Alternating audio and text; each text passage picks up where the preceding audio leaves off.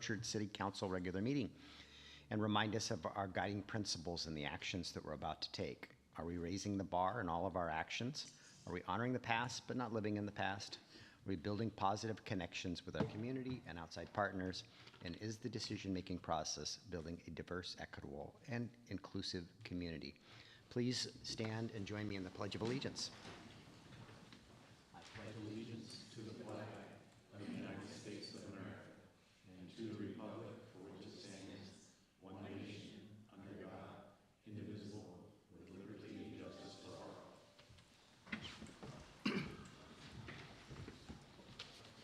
Mayor? All right. Point of order before we start. To all fellow council members, I had the luxury of looking at 3 hours of video this past week, and I would please ask, and I'm just as guilty of please speaking into microphones. It was tough in some cases to be heard, so if we would, thank you. I have doing it myself sometimes too. It's, you know, you tend to turn your head and talk towards someone, and we got to make sure that we have our mouth faced towards that microphone, and we get a much better audio. All right, we have a published agenda. Are there any proposed amendments to this evening's agenda? And I just want to remind us, we have an executive session too at the end of the meeting with no action to follow. So, Councilmember Rosepepe? Mayor, I would say that we approve the agenda as presented. Second. We have a motion by Councilmember Rosepepe, a second by Councilmember Terneri to approve the agenda as presented. All in favor, please say aye. Aye. Aye. Anyone opposed? Hearing none, the agenda has been set for tonight. We are to our first citizen comment period, and Tony, go ahead. And please, I know you, but please identify yourself for the record if you could, sir. My name's Tony Ives. I'm the Executive Director for Kitsap Community Resources. Okay. Thanks. Hey. Thanks for having me. I'm excited about being here. It's been a long time, it seems like, and a lot has happened since then. So there are a couple things I wanted to say. I got a question by one of the council members just a few days ago, and we were talking about KCR, and I said, oh, Community Action Agency. Said, oh, what is that? I said, well, Community Action is the network in Washington State and all over the country. So Community Action isn't just what we do. Head Start, weatherization, housing. It's a network of 30 community action agencies across Washington and over 1,000 across the country. So we all work together, advocate together, and try to accomplish this hard mission together.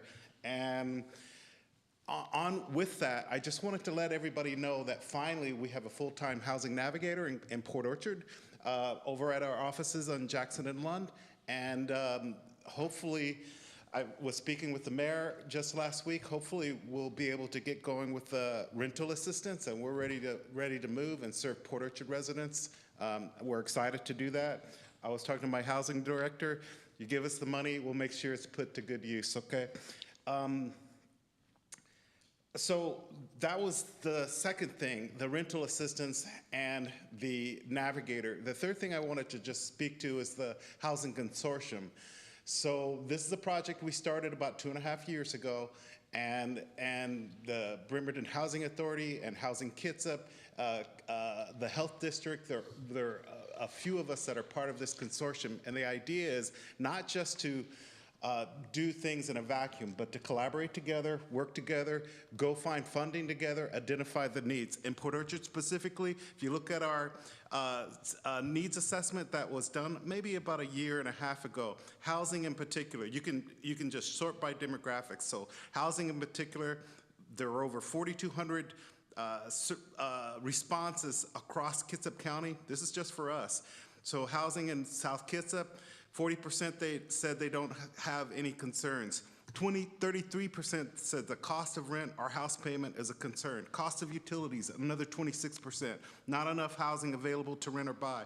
These are all big issues for Port Orchard. I'm from Port Orchard, you guys know that. I graduated from South in 1980, and I'm excited to be back here. And more than that, I'm excited to work with the City Council to really make a difference. We hit the ground running this year, and there's a lot to do. I wish I had more time, and maybe next time we can set up a 5 or 10 minute presentation, but I'm glad to be here. okay? So you guys have my phone number.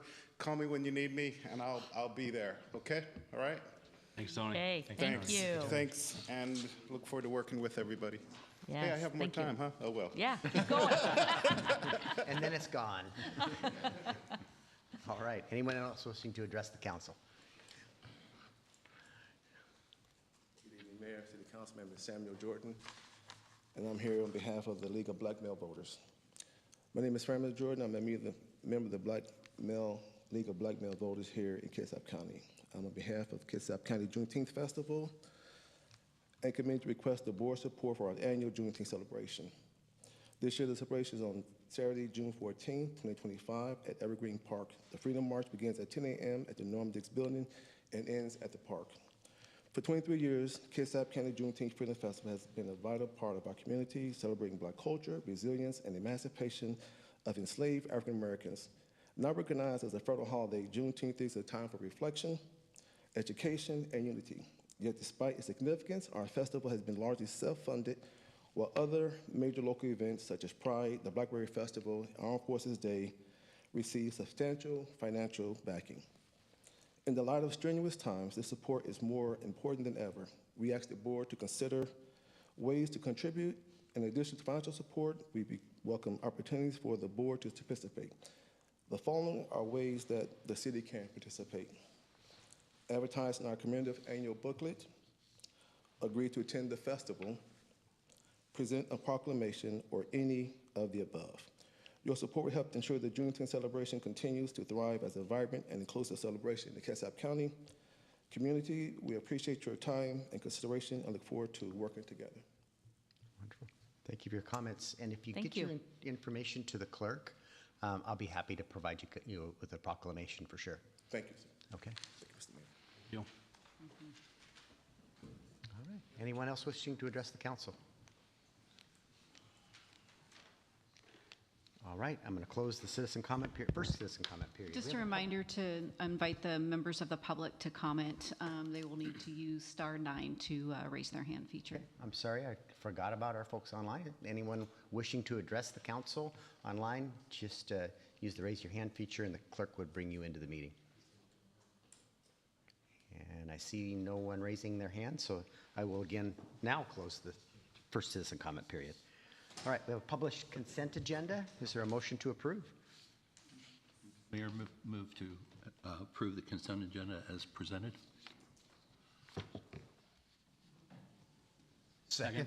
Oh, no, it's Somebody's okay. got to do it. Pregnant pause there. We have a Usually motion by everyone jumps Councilmember on it. Rosa I Pepe, know. and I'll give the second to Councilmember Warden. Yes. All right. A question. Do we have a sign-up sheet that people sign in, or? Not typically unless it's a public hearing. That's why we ask them to identify themselves for the record. So, all right. So, all right, we've got a motion and a second related to the consent agenda. All in favor, please say aye. Aye. Anyone opposed? Hearing none, the consent agenda has been approved. We have no presentations. We have no public hearings. We have one business item this evening, and that is the approval of change order number 5 to contract number C05923 with Stellar J Corporation for the Marina Pump Station improvements. Mr. Ryan, this is you. Thank you. Good evening, Mr. Mayor and fellow council members. Before you is a resolution that would authorize change order number 5 for the Marina Pump Station. The Marina Pump Station Improvement Project was initiated in 2020 by the city to address critical wastewater infrastructure needs. Following design and competitive bidding process, Stellar J was awarded the construction contract. During the construction, additional work was necessary to address unexpected water intrusion at the outfall of our existing pump station, ensuing long-term structural integrity, differing site conditions at the existing structure. This included when we demoed the existing wet well, we had to extend it to the level it is today. We anticipated a certain gauge rebar. We did find that size rebar, but as we got around the perimeter of this, we found that it varied in different sizes. So we had to provide couplers that would meet the standard needed to build the structural strength of this. We also had to wait for it to be authorized by the federal government because this is a American-made steel requirement, so there was some time delays there. That composes of $60,000 of this change order. There was some modifications to the generator enclosure that would enhance vehicle access and pedestrian circulation. Looking ahead, we talked previously about the need for a future pump station to pump stormwater at Bay Street, so we are providing the conduit to do that future work as part of this project. This was under the $100,000 requirement for council consent.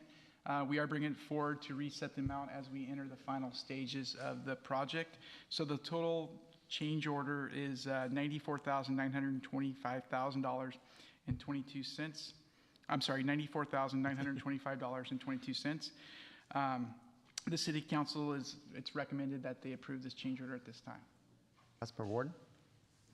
Yeah, Mr. Mayor, I move to make a motion to authorize the mayor to execute change order number 5, which extends contract 059-23 by 14 working days to increase the contract amount by $94,995.22, bring a total to $15,438,064.58.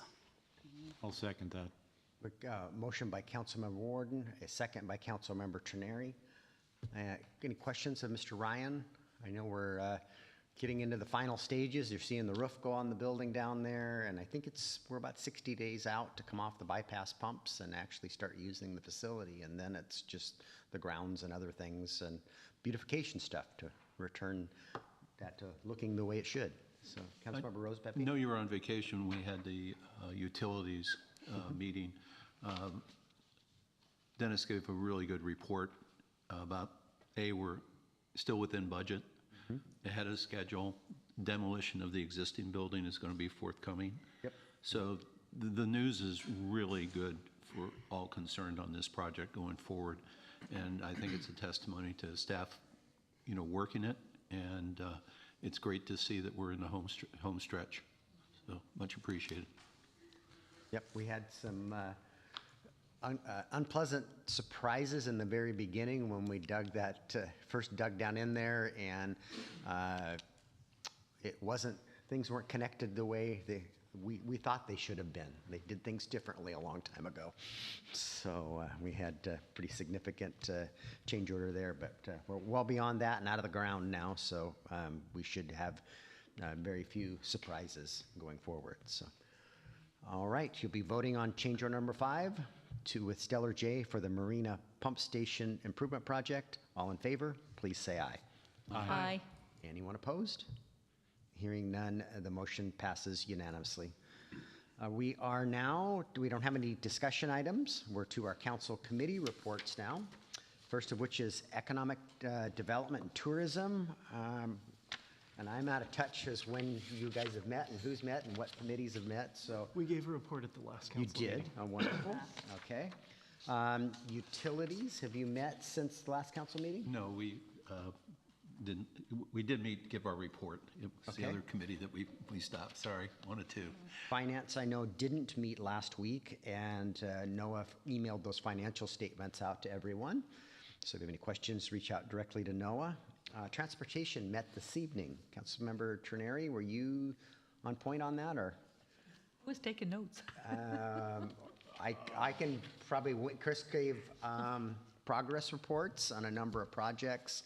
I spoke to our Bay Street project. The Senate budget was, we're needing additional funding. That project has gone up significantly in cost, and we're asking the legislature to help us out to the tune of about $3.5 million. There is a line item in the Senate budget with $0 in it, which, talking to our lobbyist earlier today, and those of us that are going to the meeting tomorrow night will get a little more briefing on this, but that will allow them in their budget process, because we're listed in the budget, to get some dollars potentially if there are any. The other thing that we're doing is our senators, federal senators, Murray and Cantwell, are asking for applications for appropriation, federal appropriations for 2026. So to hedge our bets, we're working on those applications just in case our state legislature doesn't come through. Potentially we'll have an opportunity with the federal government to get funding for that project. So Johnson Creek was, they talked, which is the stream at the bottom of the boulevard. That's the state's project. Chris gave a detailed briefing. I think that's a 2029 project. And they just shared the state's design and what that looks like, and what the estuary will look like. They're building that. We were hopeful to do a roundabout at the same time, but we weren't successful in our grant application for that. But the state has designed the intersection to accommodate our future roundabout. So state wanted us to pony up the money to pay for it, and we've just got so many other priorities. We can't put a couple $1 million into that roundabout, which would be nice to have, but we have other priorities. He also walked through the 6-year TIP, which is the Transportation Improvement Plan, and the modifications. I think eventually, Dennis, doesn't that come before the full council to be blessed at a future meeting, is my understanding, and I'm not certain when that date would be.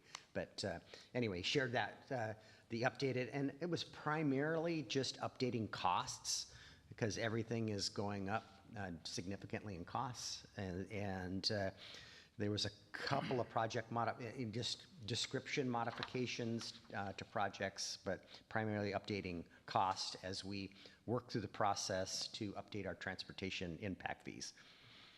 I can't think of anything else. No, I think you hit on all of them. I will say also that I asked Chris to email the council an updated version of the TIPS program so we're all aware of where we're at with our programs, our transportation programs, and any updates that he has made to them. So hopefully we'll get those here in the next day or so. Perfect. Land use. No, that was the meeting we postponed till next. Okay.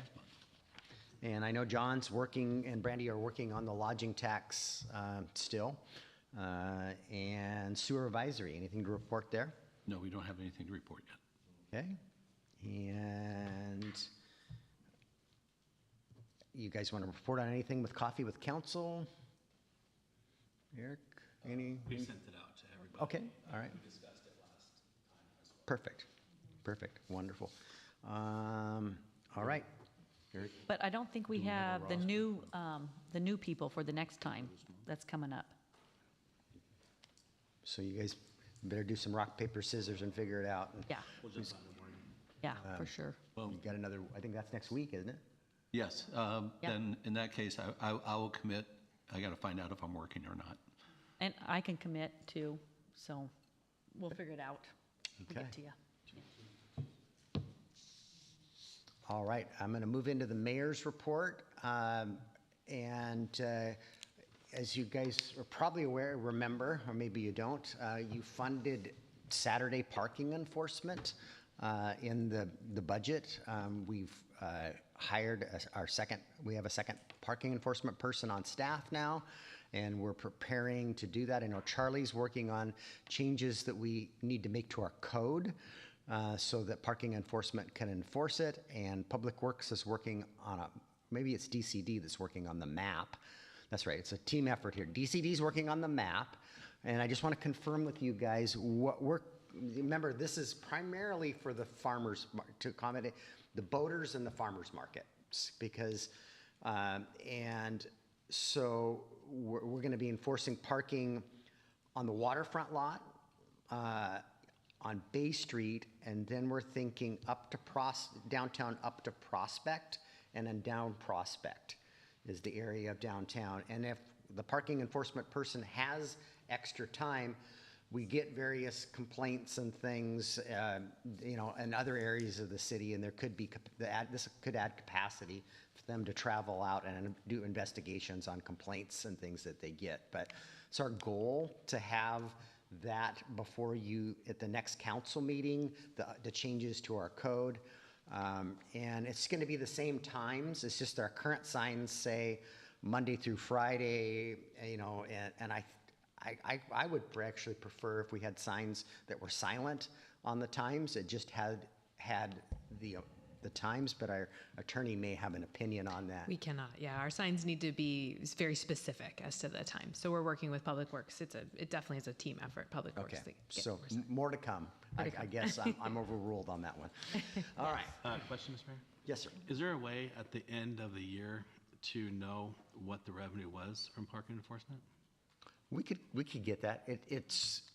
We don't make money on it, I can assure No, you. I'm not asking for making money. Yeah. I just want to know basically parking enforcement versus the wages that are going out Certainly. for that. I asked previously, and the answer was you don't have that information. We could, I don't think that there's any reason we couldn't get that revenue. Noah's probably looking for it right now. But maybe by the end of my report, Noah will have that for you.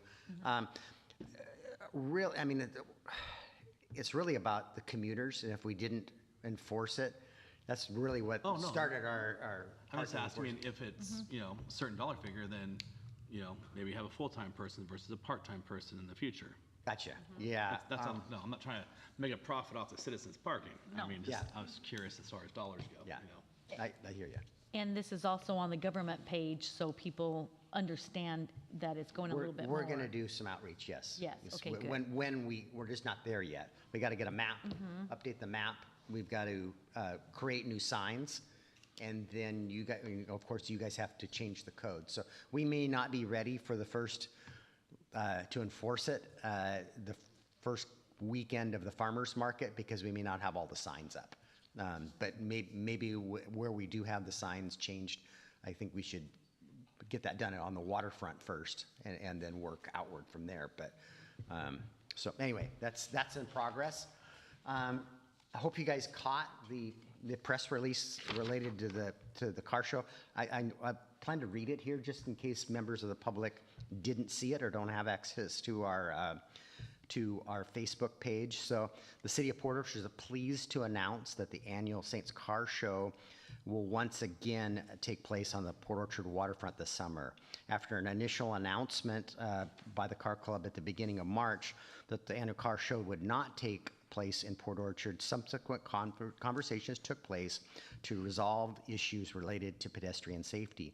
These conversations between the city and the Car Club have fortunately resulted in an appropriate and satisfactory safety plan that adequately addresses the city's concerns. The City of Port Orchard invests over $30,000 annually into this beloved event, and it is pleased that this important community tradition will continue in the summer of 2025. It is the Port Orchard's paramount duty to ensure that visitors to this car show enjoy a safe experience, and we are confident that we have found a good path forward with the Saints Car Club to have a safe, fun, and memorable event. And we would like to thank everyone who shared their comments, support, and thoughts as we work through this difficult situation to allow this event to go on. And Councilmember Fenton, I apologize, you had sent me an email today. You wanted to know what that 30,000 represents. It's staff overtime between the police and the Public Works Department. The 30 plus, that's where it goes to. It's overtime. It's staff overtime who work on that weekend. Yes. Okay, thank you, because I was thinking that, but I just wanted to know clarification. Thank you. Yep. you bet. What were the changes? Primarily, they took one of our recommendations to create a zone for early departure, which we suggested early on. And they've committed to a significant number of volunteers to when that someone does need to leave for some reason. And then we made some suggestions to have soft closures at the two ends so that if somebody's, down by the theater, they aren't traveling all the way out this exit, that we're taking them barely a block to get them out of the event. What else were and it's just the It's good Pe- movement. It's good People movement. leaving early has been an issue for a few years. And initially, they didn't take that seriously, what our concerns were, or as seriously as we would like them to be. And they understand now, and we don't want to be talking about these same concerns next year. We had people, we don't believe it was anybody to do with the event, but participants or potentially vendors, we don't know who, draining our water barriers on side streets, moving the barriers, and people driving out of the show, and that just can't happen. We've got a road closure, and so we've gotten some assurance that they're going to station people around, make sure that they control. We need them to control the venue site and not allow that kind of activity to happen. So, Councilmember Trenary? Yeah, I'd just like to say for the record, this is a fabulous event, and I'm very, very happy that both sides came together and decided to bring it back to Port Orchard where it belongs, and it's belonged for many years. It's a win-win situation for both the Saints Car Club, the city of Port Orchard, and our citizens and the attendees of the event. So I'm very happy to hear this. 100%. Yes, sir. I just want to express also kudos to both mayor, staff, and the Saints for reaching a consensus on how to keep the safety going. I don't know if I expressed it last time.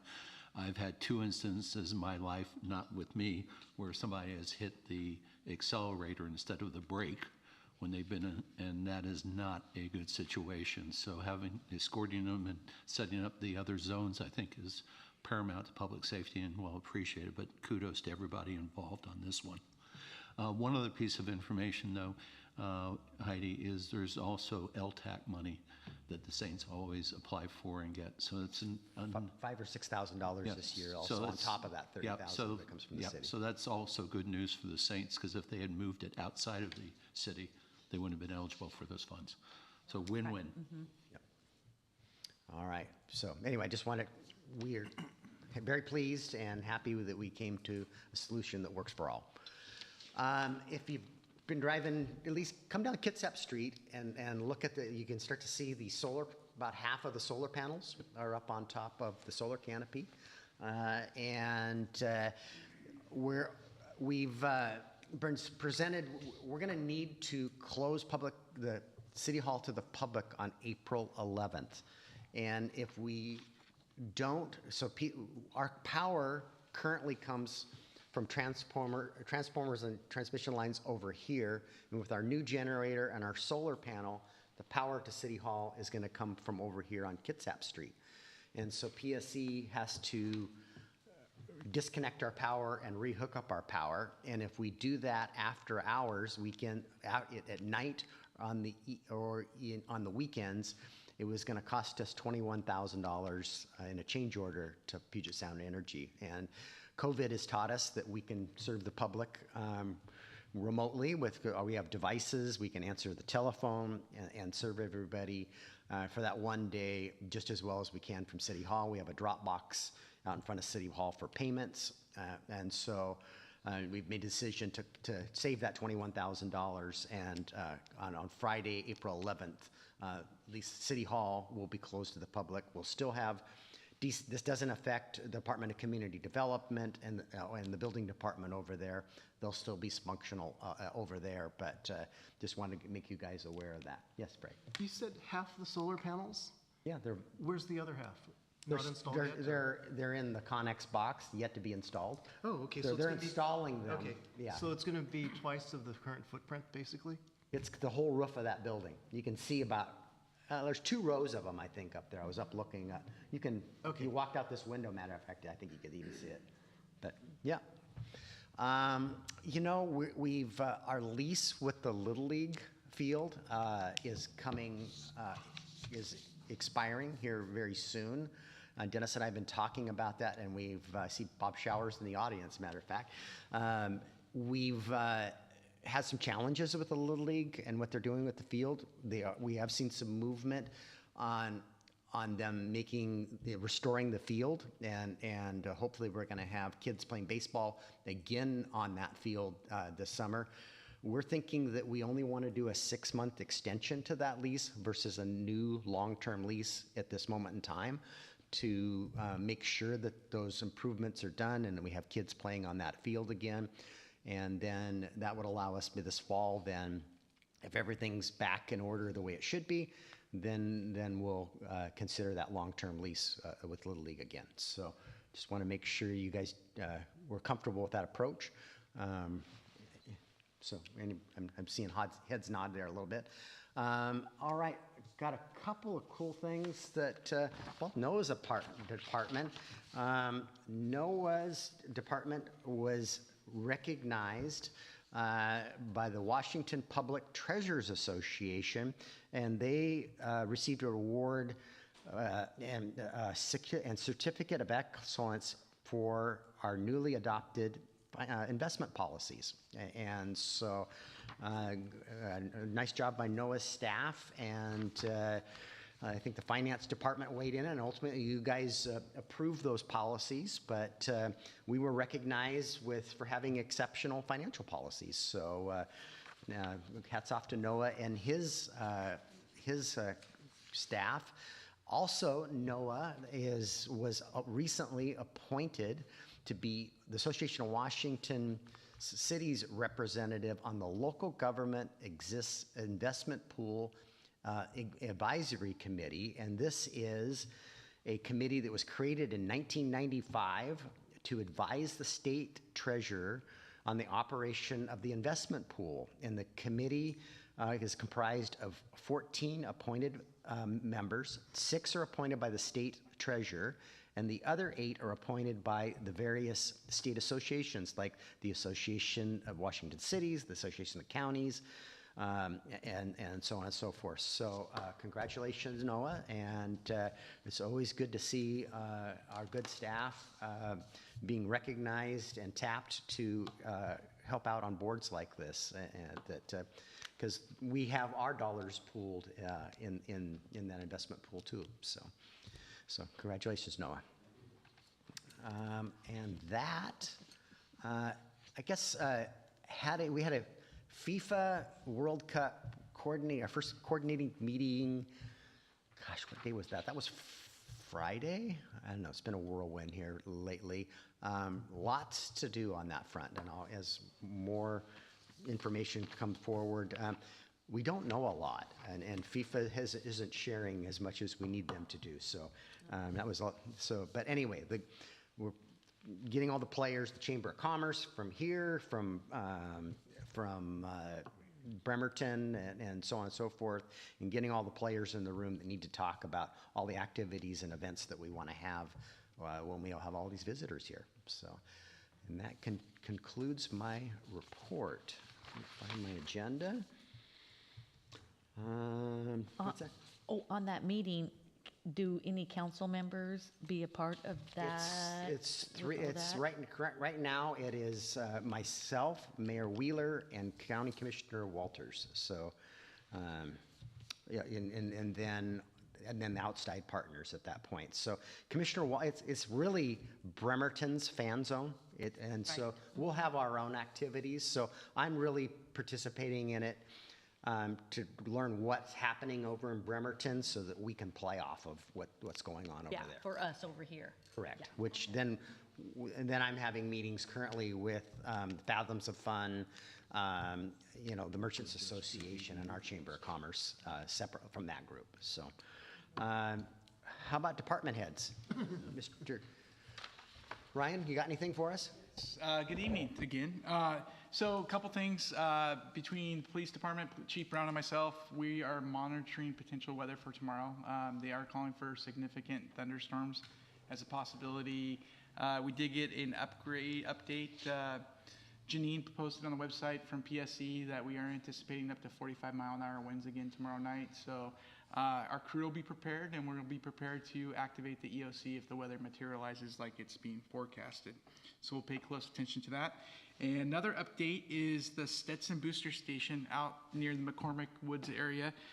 We have a planned repair of a pump manifold that is under warranty. It is going to result in a shutdown of the water system on March 27th, which is Friday. Hours of operation that we've notified the residents with door hangers. There's message boards out there, the electric message boards. So, Dennis, that's Yep. the water system in Stetson Heights, not the whole city. Just Stetson Heights, just okay. Stetson Heights, at the Stetson Booster Station, that proximity, be very clear. But those neighbors will have door hangers, they will have a portable changeable message board is on site. We think the repair could be done within an hour, but we're planning for the worst, just in case we run into issues, so. And we also have updates on social media.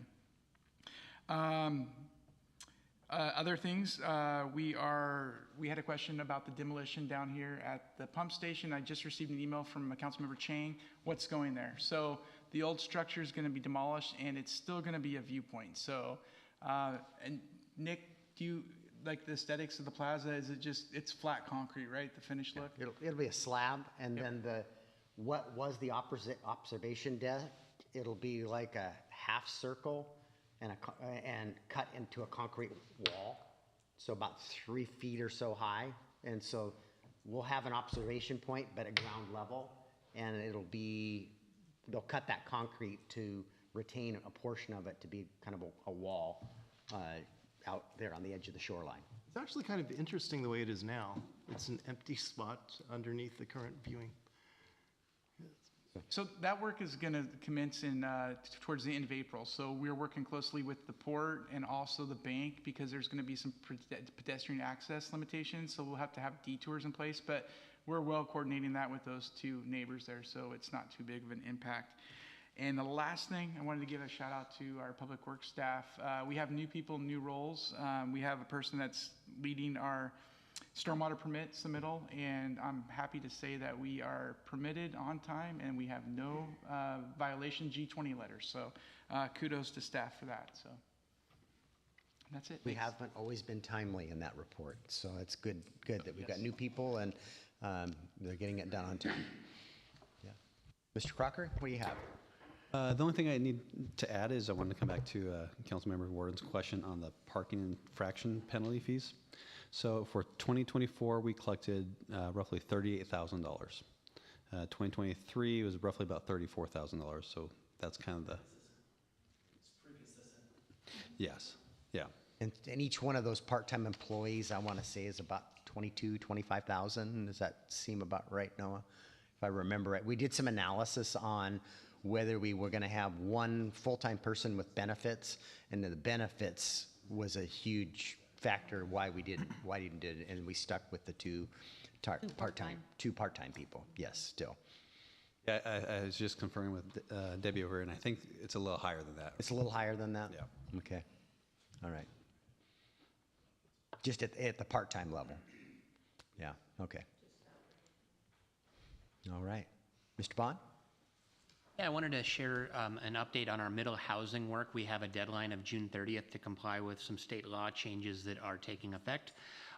We were working under the assumption that we had to complete our work by June 30th, but now Commerce, because we have a grant from them to do the work, is telling us they need the deliverables about a month and a half earlier than what we were planning.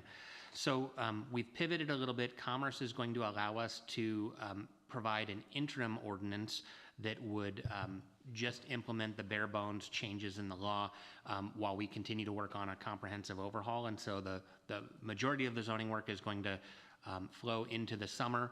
We will be bringing an interim ordinance forward for a hearing at the Planning Commission in May that is a very light touch to the code just to comply with the basics of the law, and then there's more work still to do thereafter. And they will accept that as our grant deliverable. So we are pivoting a little bit on that project and are still working out some of those details, but I wanted to give you a heads up that there's a change of direction on that.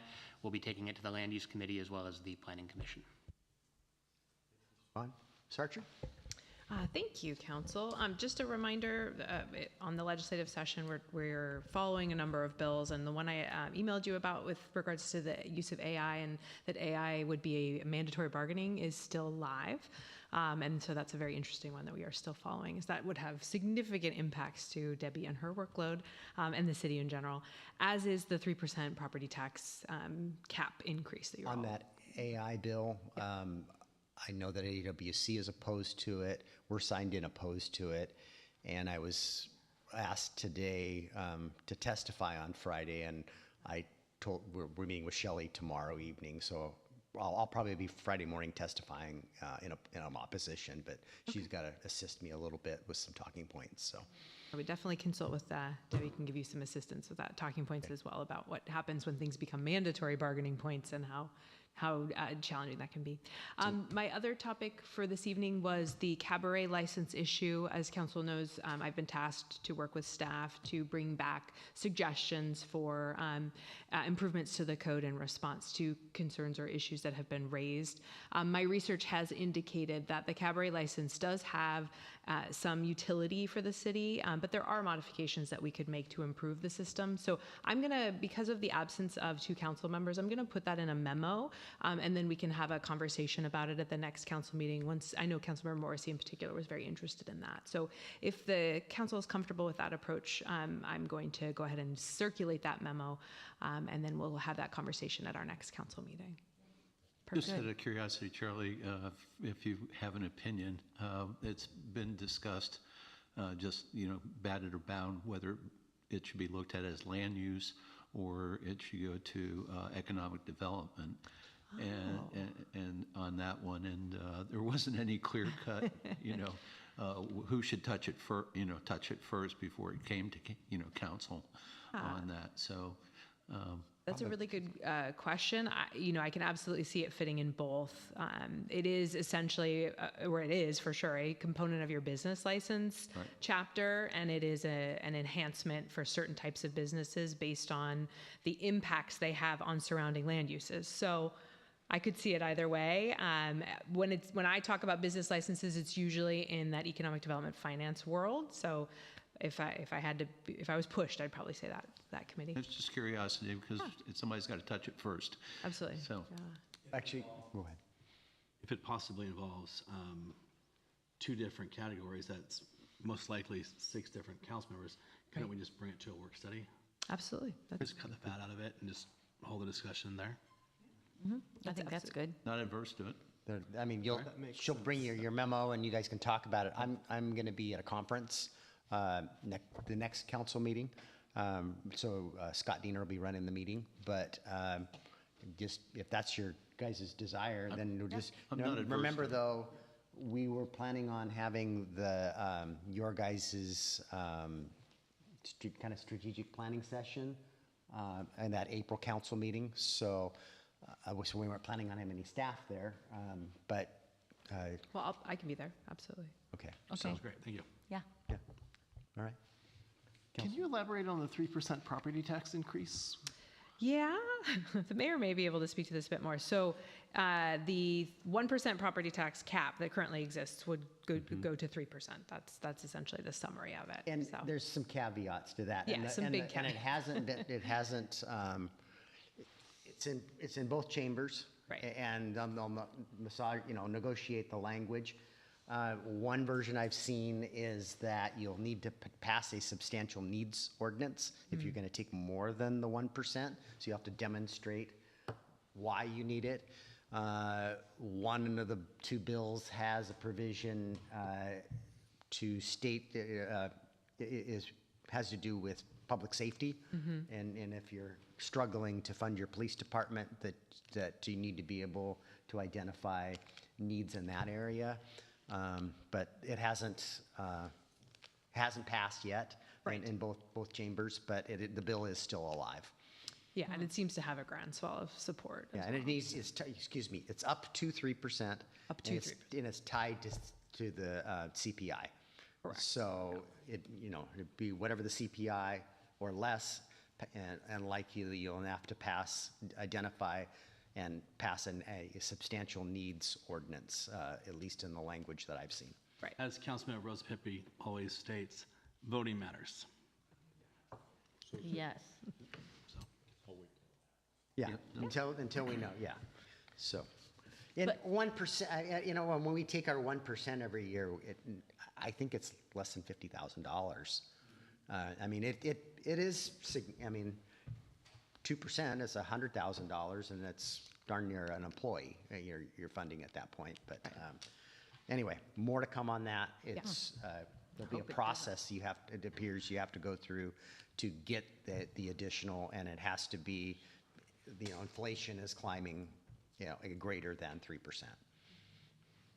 Okay. Is this also the state doing that? Yes, it is. So it's not us as a city council for our city? Well, for us to get, we are capped at a 1% increase. And so they would authorize us to, if we have a substantial need and the inflation is 3% or more, if it's 2%, we'd only be able to get 2%. Right. And pass a substantial need, potentially a substantial needs ordinance, and identifying why we need it. Right. So the state's going to do that for For the entire everybody? state. Yes. Give the flexibility, the Give us permission. But we don't have to do that to our city? Correct. We Okay. don't have to. Not at all, yeah. Just point of order, we're going down a rabbit hole. The state hasn't taken any action yet, so there's no Right. reason for us Yeah. to go down it. So Still, it's there. I would Thank you, say to Councilman. Not yet. move Yeah. on. All right, that's all. Thank you. All right. Ms. Lund? Thank you, and good evening. Couple things to report. First one, we are required to report to you when we make changes to job descriptions that the mayor has authorized. So I have a handful of those that have been done in the first quarter of 2025. These are all routine housekeeping changes, updating current practices, that kind of thing. So we've updated the municipal court judge job description for reserve police officer, planning intern, regular intern, permit technician, and our seasonal public works positions. So that's just an ongoing process. The next thing I'm happy to report to you is we did receive word a couple weeks ago that the city has again earned the Well City Award for 2025. It's a little complicated, but it's based on our work done in 2024, and we'll see that 2% discount on our healthcare premiums in 2026. And to give you an idea of what that means, last year our savings, because we were also a Well City, is about $26,000 for the year. So a lot of work goes into that. I say roughly there's 100 boxes to check on that application form. And I just want to quickly mention by first name only the members of that committee who worked on that. Beth out of the HR admin group, Gretchen from finance, Sylvester from public works, Deanna from DCD, Melinda from public works, and Deputy Chief Allen represents the court and the police department. So kudos to those employees and all of our employees for taking advantage of the various programs the Wellness Committee offers, which is a requirement. People have to actually participate. That's one of the boxes. But we again earned that. The city of Port Orchard has not failed in earning that award since its inception from AWC, so we're proud to keep that tradition going on. And it's real money. Ms. Wallace. The only thing I had was to report if you want to participate in the Coffee with the Council April 5th. So I've sent an email to you guys as a reminder to let me know if you want to participate on April's as well as any future months. Just let me know. I don't have anybody signed up for the rest of the year. So, and then that's all I have to report. Okay. We're to our second citizen comment period. Is there anyone wishing to address the council? Anyone online? If you wish to address the council, please use the raise your hand feature. No one is charging the podium. No one is raising their hand, so I'm going to close the second citizen comment period. We're now to good of the order. Is there anything for the good of the order before we head into our executive session? Go ahead, Councilmember Rose Pepe. I was just talking with a couple members of the Transportation Committee beforehand. When Eric and I were at the Homeowners Association meeting, it had come up about whether McCormick Trails was part of the golf cart zone. And in reading our POMC, since one's known as McCormick Trails and the other is known as McCormick Woods, It does commonly known, it says development commonly known as McCormick Woods as more fully designated and set forth on file with the city of Port Orchard. So my only point on this one is they're kind of looking for an answer. It is connected. Again, our POMC says you obviously can't go on any roads like Old Clifton. So since there is a connection for Glen Eagle, I'm just trying to get a thumbs up, thumbs down. Dennis, that's why the question came up. Oh, we'll talk to you next, because if it is included, then we need to put some signage up on the entrance to McCormick Trails. Which is the west, over on the west over there. The west side. Why don't, either you or Charlie research whether or not we need to make any amendment to our code? And if we don't, I know one of the criteria when we set this up, you can't travel on a road that's more than 25 miles an hour. And that's why everything on the west side of Old Clifton is eligible.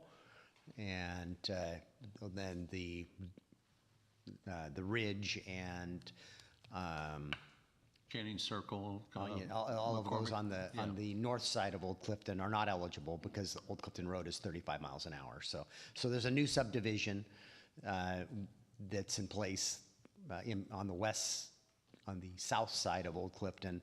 And then we would need to get a sign there as you enter off the roundabout, Dennis, in McCormick West, that's similar to the one that's on the entrance coming into the older part of McCormick Woods. Yes. Mayor, we did amend the ordinance to expand the zone to McCormick West. If the signs didn't get put up, then that's something that still needs to happen, I think. But So you're confident the code? Yeah, we did pass an ordinance in 2023 to expand the map to include McCormick West or trails. Okay. It's possible the title of the chapter could change to drop the woods and just call it the McCormick Golf Cart Zone, but Okay. effectively the map includes West. Okay. So we've already answered it, and so we just need a sign. Yep, so we'll send them a note from Eric and myself saying that we discussed it at council and they're covered. So thank you. I appreciate it, Mayor and staff. It Thank was you, Nick. contemplated when we did it. Well, yeah, but it it makes just- sense, but it's just, I just Yeah. like to have i's dotted and t's crossed. All right, anything? Yeah. You need a driver's license for those golf carts? Yes, you do. Yep, it's POMC 10.50.020. It's good reading. All right, Ms. Archer, you want to state the statutes for the executive session? Sure, we are entering, I have a couple items. sorry. Just very quickly, sorry. I wanted to thank Debbie Lund for providing an alternative to the MRSC training. I asked for an alternative and she provided one. It was actually somewhat enjoyable. There is an AWC webinar that you can listen to. So I wanted to thank her for that. And also, in case you didn't know, there is a new market open at the public market called Good Stuff Grocery. They got their certificate of occupancy and their formal grand opening will be April 5th. And on that note of the training too, I was told that because I sit on the board for our insurance company, anybody that attends the conference and attends you just have to provide documentation to Debbie. You attended the conference and a session that you attended, and that would satisfy that training requirement also. Yep.